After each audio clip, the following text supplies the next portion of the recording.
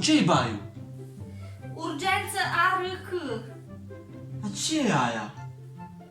Adu repede cântarul. Nu, fix 2 kg în plus.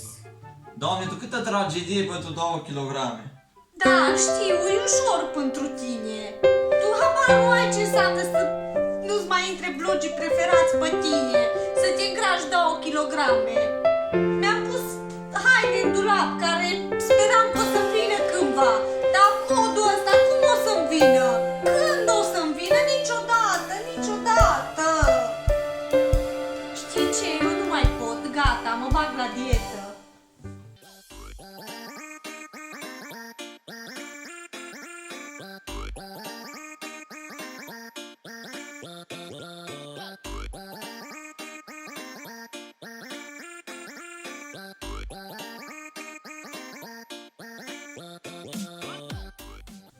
Auzi?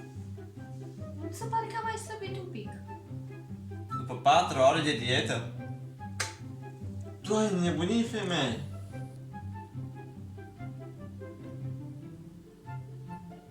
N-am mai rezistat. Tu dar numai 8 ore au trecut de când ai început dieta. Mi se părut o veșnicie. Gata, de mâine la dietă.